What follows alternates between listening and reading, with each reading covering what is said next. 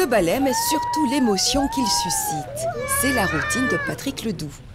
Chaque jour, ce skipper embarque une quinzaine de touristes pour observer les dauphins. Et si à bord c'est la frénésie, Patrick, lui, rythme son allure sur celle des mammifères. Ils vont très vite et ils vont vers un banc de poissons. Donc il y a des sentinelles qui ont donné le signal qu'il y a du poisson sur la côte. Et tous les dauphins sont en train de partir, mais beaucoup plus vite que nous. Ils vont se regrouper sur une zone qu'on appelle le potio. C'est vrai que des fois, il y en a beaucoup qui viennent s'amuser, mais ce sont que des jeunes. Ils n'ont pas grand-chose à gérer au niveau de la nurserie. Il y a toute une organisation en dessous qu'on ne voit pas, puisqu'on voit à peu près un tiers à la surface et les autres sécurisent en dessous. Alors, quand ils amènent les petits vers les traves des bateaux, ça veut dire qu'ils sont sécurisés, ils sont tranquilles. Donc on va à leur rythme. Mais dès qu'on va trop vite par rapport à eux, on éclate le groupe. Et à ce moment-là, ils ont tout le travail de se réorganiser avec les petits. S'il y a désorganisation, le banc peut mettre jusqu'à 3 heures pour se réunir. Une menace pour l'équilibre social du groupe qui peut aller jusqu'à conduire les plus jeunes à s'égarer. À force d'observation, ces professionnels ont bien compris les conséquences de leur négligence, de leur ignorance, mais aussi de l'impact d'une fréquentation de plus en plus importante, de plus en plus chronique sur les dauphins. Pour éviter la foire d'empoigne, on tente de s'organiser avec intelligence. Là, c'est bien, on a une équipe qui suit chacun son tour en petit groupe de dauphins, donc ça se passe très bien. Parfois, c'est pas le cas. Des fois, ils sont trop excités sous les dauphins. Je pense qu'il faut aller à leur rythme. Il faut qu'on arrive à s'autodiscipliner. Entre professionnels, on a commencé déjà à faire des rotations. Donc les deux premiers qui arrivent, ils ont les dauphins et le temps que l'autre fasse l'approche, nous on s'en va à ce moment-là. On reste maximum 1 heure sur les dauphins.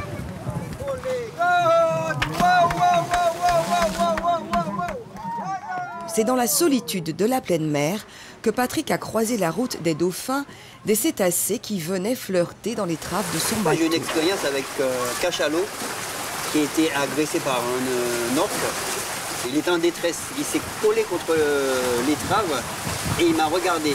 Je pense que là, depuis ce jour-là, je pense que je suis tombé amoureux vraiment des... On dit quand on voit l'œil de la baleine, mais c'est ce qui s'est passé. Il y a déjà une telle douceur de ce regard-là. Il y avait une telle détresse aussi et puis il y avait aussi il y avait un message à passer. Il y avait quelque chose. Des récits qui sont légion. Dans toutes les civilisations, le dauphin a fasciné, nourri les fantasmes des hommes. Une passion sur laquelle le dauphin risque aujourd'hui de se brûler les nageoires. Car la frontière entre observation et harcèlement reste mince, Patrick l'a bien compris. Il a même douté et envisagé de débarquer tout le monde.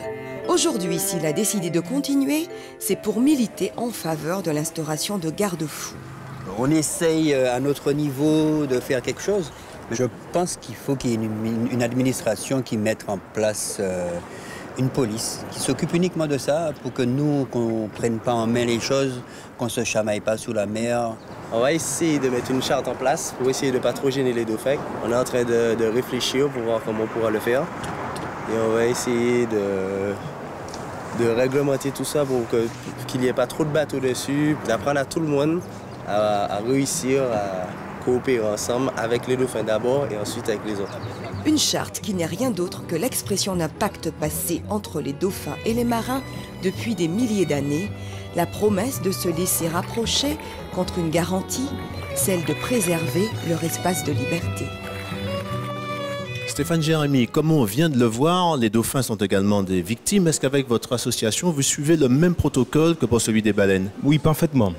À la fois, pour observer les baleines et les dauphins, nous appliquons des méthodes standards qui ont été mises au point par des équipes américaines et nous le faisons depuis 10 ans.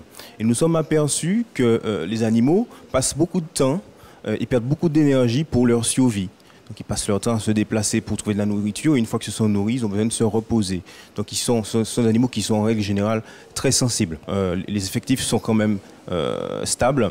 Et nous observons des baleineaux, des dauphineaux. Donc les populations sont quand même si elles sont perturbées, en très bonne santé. Il convient donc de réfléchir et d'informer sur les bonnes pratiques en matière de navigation et d'approche sur ces animaux-là. Nicolas Maslac, Stéphane Jérémy vient de nous parler d'observation, d'observatoire. Il y a un protocole à cet effet, justement. Il existe différents protocoles qui aujourd'hui, en tout cas dans les eaux françaises, ne font pas l'objet d'une réglementation.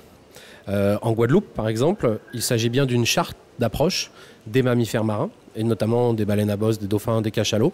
En Martinique, jusqu'à présent, il n'y a ni charte, ni, on va dire, principe d'encadrement, ni réglementation. Et c'est la même chose dans les îles du Nord. C'est ce qu'on appelle le whale watching. Le whale watching.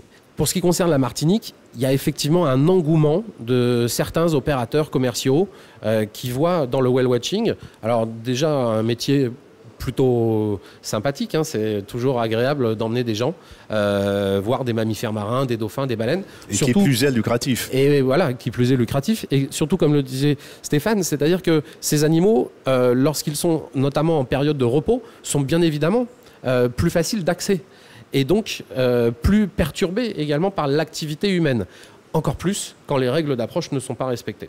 C'est ce qu'on a pu voir par exemple en Martinique.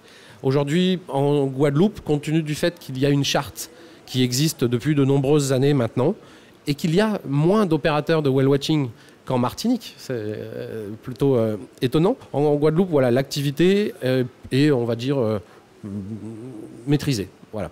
Alors, on verra dans le cadre du sanctuaire si on en fait une règle de droit, si on en fait une charte qui pourrait être généralisée à l'ensemble des Antilles françaises, ou si on en fait, je ne sais pas, un arrêté préfectoral. Enfin, on verra bien. Ce sera aussi suivant la volonté du comité de pilotage d'AGOA.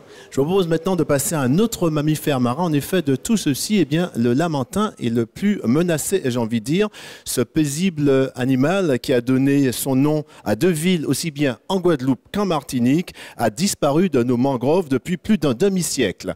Un projet de réintroduction en Guadeloupe est en cours d'étude. Laure Martin Hernandez s'est rendu en Floride à la découverte de l'animal.